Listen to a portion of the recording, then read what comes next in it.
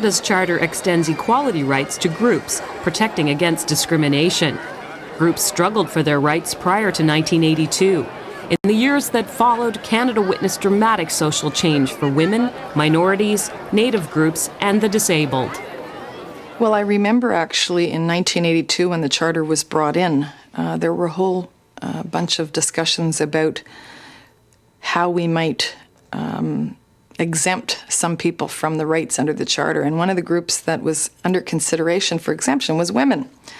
And at the time, the minister responsible for the status of women federally, the Honourable Judy Arrola, worked with legislators across the country, I was one of them, to make sure that we were not included in the notwithstanding clause. I can recall quite easily 1982 is when I was still in law school, and certainly we didn't have any female police officers, we didn't have any black police officers. Turbans weren't allowed in the police, as if it mattered that you should or should not wear a turban to be a police officer. These things come to mind immediately. So we have seen a sea change since then.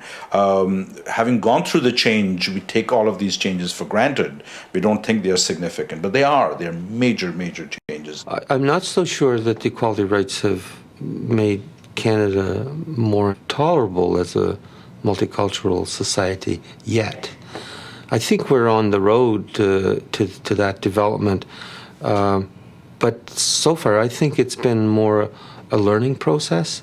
The Charter protects groups of all kinds. It doesn't explicitly define same-sex rights, but it indirectly refers to these rights under the banner of privacy. The right to equality has been interpreted by the courts to include same-sex rights.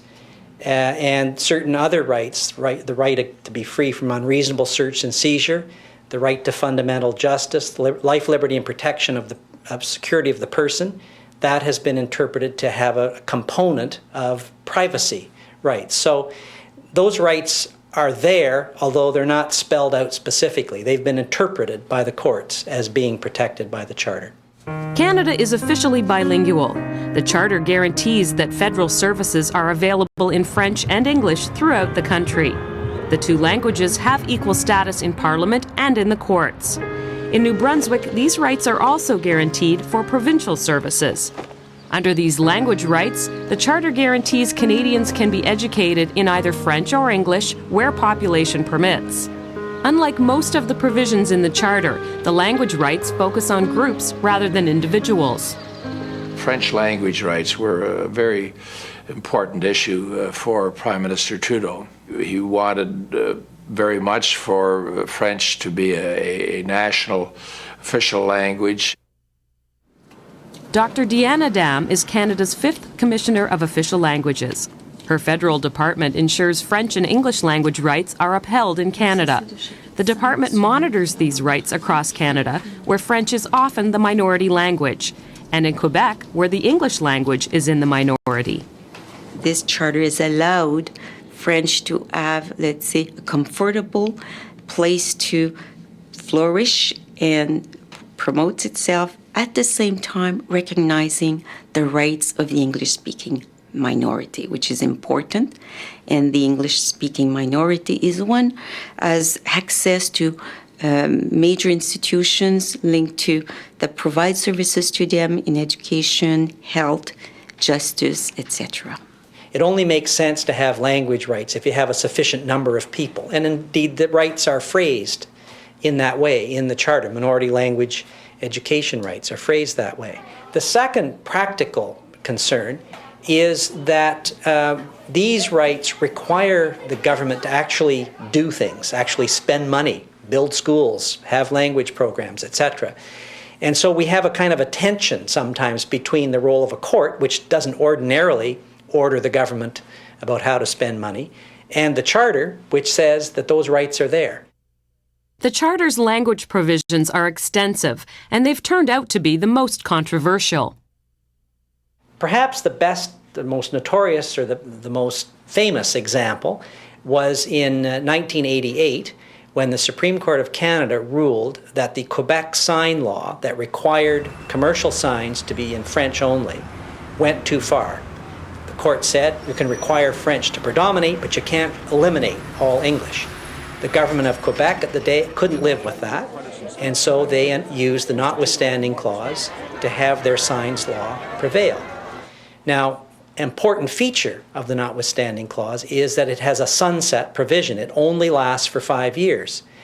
And in 5 years' time, a different government was in power in Quebec and different situation prevailed, and they didn't reenact the notwithstanding clause.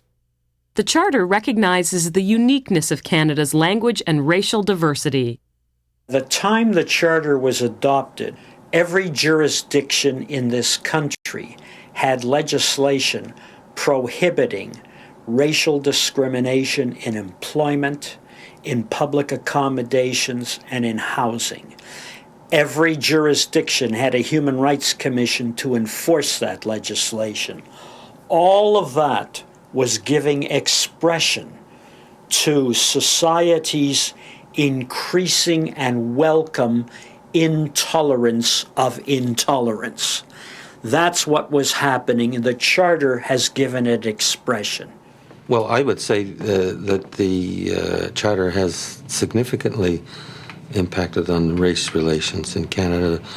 You know, the recognition of the diverse culture that Canada has. We haven't reached perfection, but there is a growing sense of respect for people of other races and colors and so forth. And while prejudice still exists, nonetheless, the law is the teacher. As Martin Luther King said, that law is not only there to regulate, but law is also a teacher.